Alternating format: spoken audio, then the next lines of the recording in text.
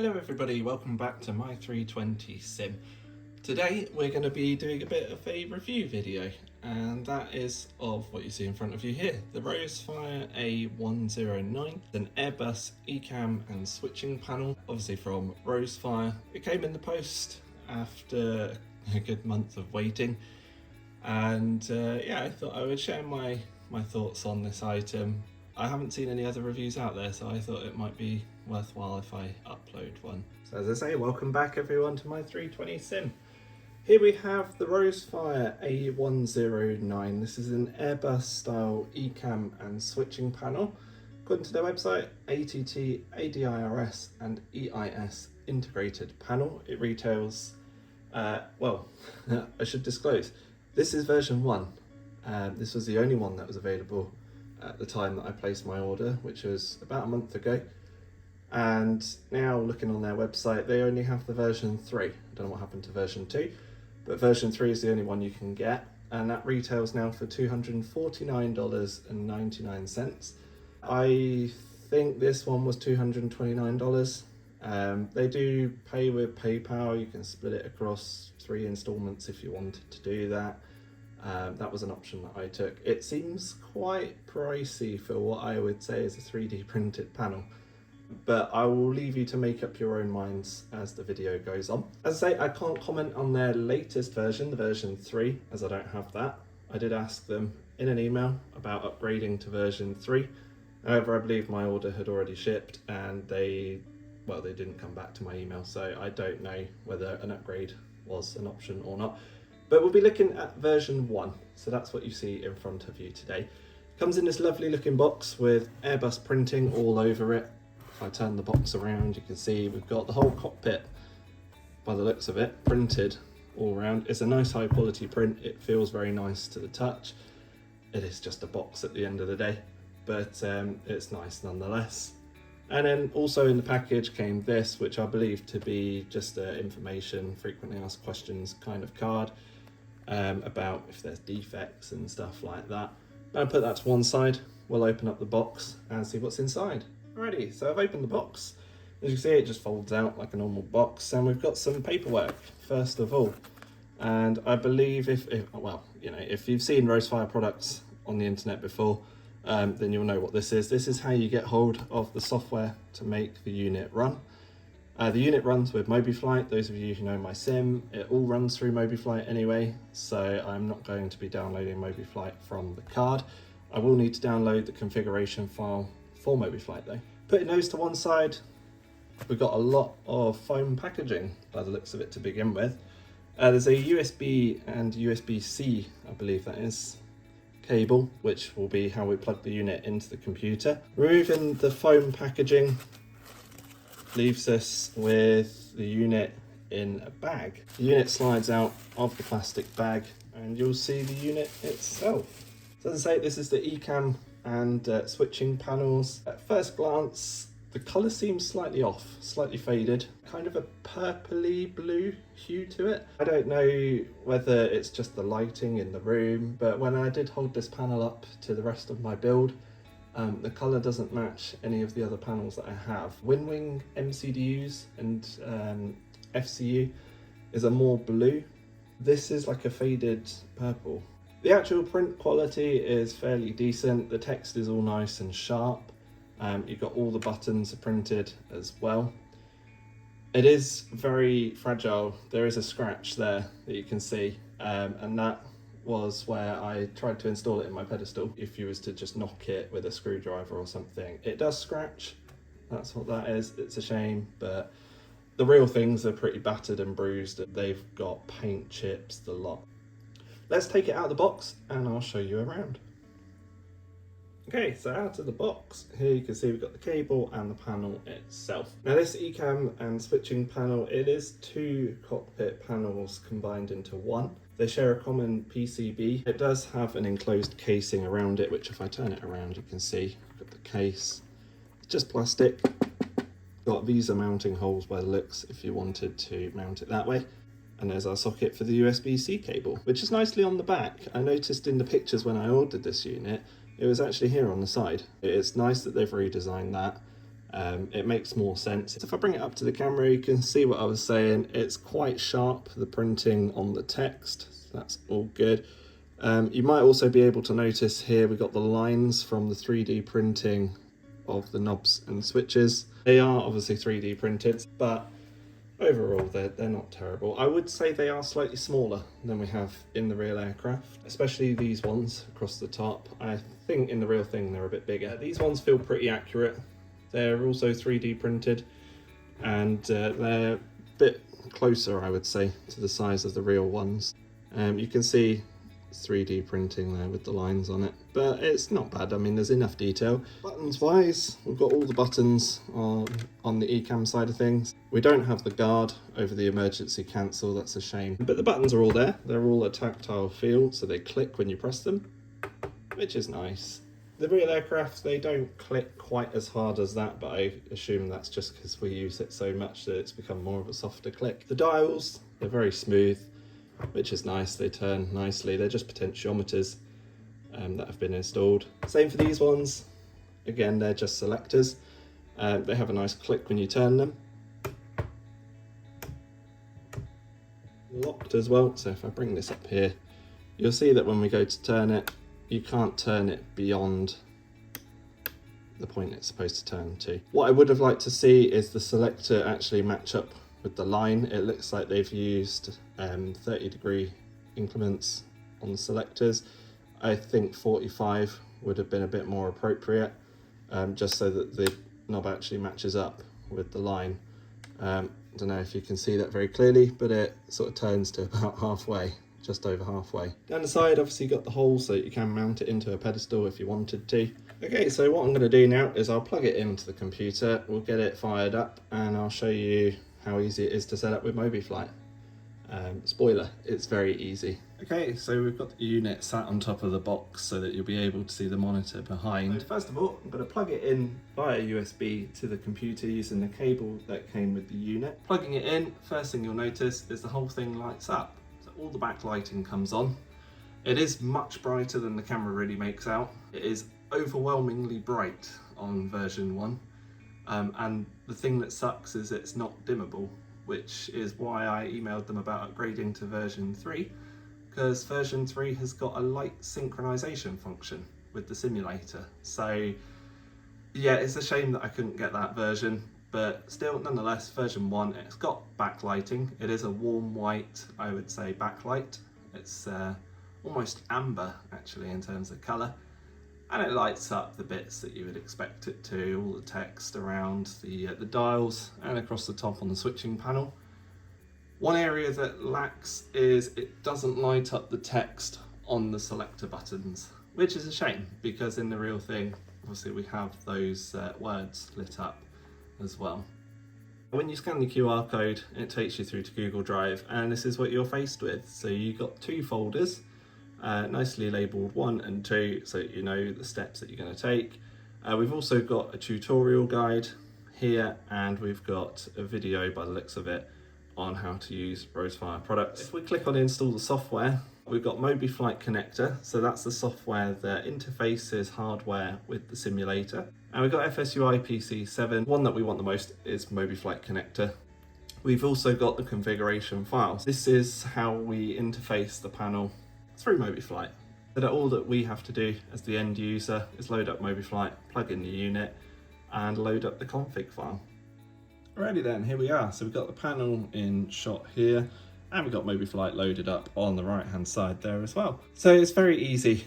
We just go to the top of Mobiflight where it says file, we click open. I'm just going to load up the ROWSFIRE file that I downloaded from Google Drive. Easy as that.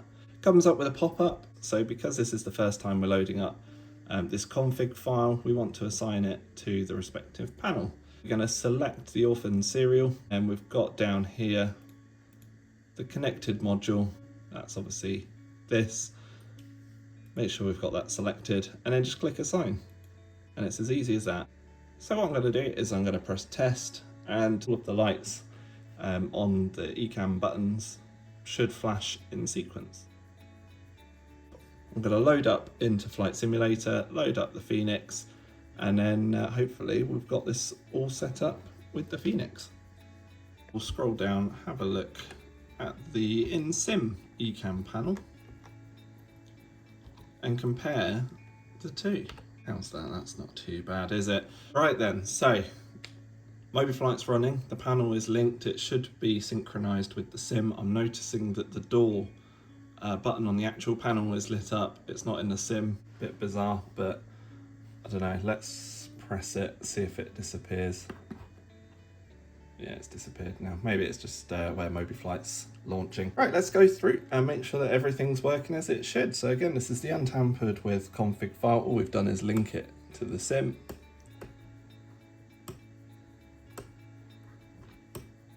Okay, a bit bizarre. So the selector worked to go to captain. If I went FO3, it's set to that. Back to norm, it should go back to normal. Okay, I have to go back via captain. That's fine, that might just be in the config file. That's something that needs to change. Okay, all of these are reversed. Again, that shouldn't be too difficult to change in Mobiflight. Let's have a look at the potentiometers for the brightness of the screens. That does nothing. Expecting that one to start turning. Nothing's happening, is it? What about the bottom one? Yeah, nothing's happening there either. And buttons wise, yeah, look, if we select the ECAM pages, the button lights up the same as it does in the sim, so that's great. Oh, I spoke too soon, okay. That one's not working. Neither is that one. We can get through, okay, so the lights are working. Just the button's not. All right, fair enough, not to worry. Again, that might just be simply needing configuring in Mobiflight. I'd have expected it to work out the box. Yeah, we'll have to check on that and have a look. Status isn't working, recall. Oh, that one's working. Look, you can see it pressing on the screen.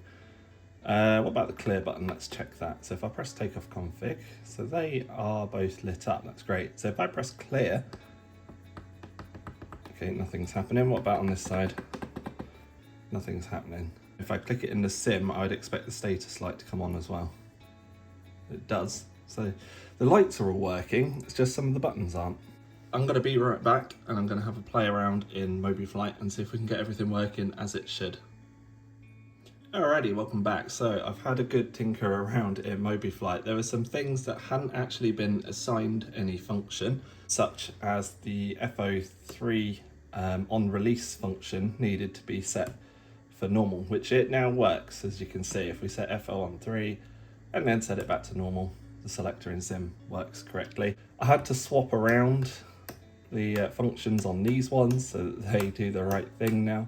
If you remember, this button wasn't working, it does now work, and the light works on it as well. Status now brings up the status and it lights up. The clear button, obviously we had issues, didn't we, with the clear buttons lighting up but not working. They now work. If I press it, you see it brings up the status. If I press this side, it will clear it.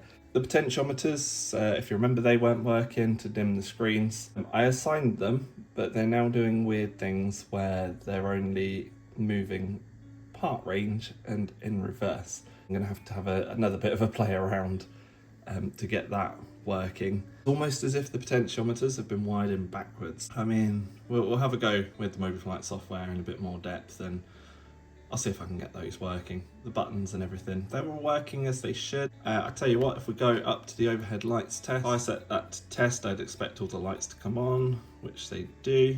I don't know if you can see that very clearly, but when I set that to test and all these lights come on, the actual backlighting dims. That's a bit weird. So I'm assuming that's because there's not enough power going through for everything to stay at the right brightness. As far as I'm aware, the backlighting in this is hardwired in. That's why it comes on when we plug it into the computer, just to permanently be on. Whereas when obviously these light up, they're then going to draw a bit more power. It's as a result that's backlighting is losing some of the power, which is why it dims. Yeah, because it definitely dims. If I set it to test, the backlighting dims. If I set it back to bright, yeah, it goes bright in the backlighting again. In reality, having these buttons light up doesn't affect the backlighting. It's all separate circuits as far as I'm aware. So I don't think it dims if I press a button. No, look, the backlighting's fine when it's just one of them lit up. It's only when the lot light up. The emergency cancel light, that should light up red when I do the lights test. That's not lit up red. I wonder if that's just a solid red plastic button then, and there's no ability to backlight it. Alrighty, here we go. So we're at the home cockpit. Here's the pedestal. I've taken out my previously scratch built ECAM selector panel. I'll show you the difference in size. This is the one that I built. It's quite a bit bigger. I did actually have to make an amendment to the pedestal so that I could get this ROWSFIRE unit to fit. It's just loosely placed on top at the moment. What we're going to do is we're going to fit it into the pedestal. The only thing is this unit is a bit smaller than the gap in my pedestal. Now my pedestal is homemade. I did try and follow measurements that are online. Maybe it's just a case that the gap in my pedestal is a bit too big. Maybe it's not very realistic in that sense. I'm going to have to do some manipulations to get this unit to fit. Honestly, it feels a little bit on the small side, but it might just be me. I mean, I did look up online, and the measurements of the real thing, I'm getting around 215 to 218 millimeters in width. When I take the tape measure to this unit, this one comes in at 230, so I think it's all in my head, but yeah, it feels like it's a little bit on the small side. I feel like there should be more of a gap here, at least. Still, it's cool to have nonetheless. You can also see here that the colour is different. You can see we've got a bit more of a purplish hue to the panel. This is the Wing MCDU, it's a bit more blue, and this is the blue-grey colour that matches the Mobiflight FCU hardware. So none of it matches up. Not too fussed in the real aircraft, as I say, like the panels, they go through wear and tear and then they get repainted, and the colours, they don't always match up, so it's not the end of the world. But it would have been nice if it was a bit less purple and a bit more, I would say, blue to match the MCDUs. But anyway, I'm going to do a little bit of tinkering and then I'll show you this panel installed in the pedestal. Okay, so I got the panel mounted. It's now in the pedestal of my home cockpit. I've loaded up into Microsoft Flight Sim 2024 at the Unibuilds Gatwick as usual with the Phoenix Airbus 320. And the home cockpit's all in cold and dark, and as you can see that the panel is lit up, which is a little bit annoying. It's a bit of an immersion killer. Cold and dark, and yet the panel's still lit up. Again, if you got version 3, which is the new version, I believe that the backlighting would synchronise and it would be off right now. Let's power up the simulator and we'll show it up and running with everything going. So I've turned on the batteries and the external power, let's turn on the radio panel, let's turn on some backlighting down here, and the Wing MCDU backlights. Again, I can't get these ones to synchronise just yet because I'm running them through Mobiflight and I don't know how to do that. But at least I can dim the backlighting so that when the sim is cold and dark, it simulates it as if they're off. Another thing, I did actually have to take this unit apart to make the backlighting a bit dimmer. It was quite overpowering. How did I dim it? I put, it sounds really rubbish, but I put a little bit of paper in between the LED and the actual panel just to sort of diffuse the light a little bit. It makes it fit in a bit more. You can see that the colour is like a warm white amber kind of colour. It matches with the Wing MCDU and it matches with my thrust levers. And I did also manage to fix the issue with the ECAM dimmers. They now function as they should do. And let's turn on the ECAM screen.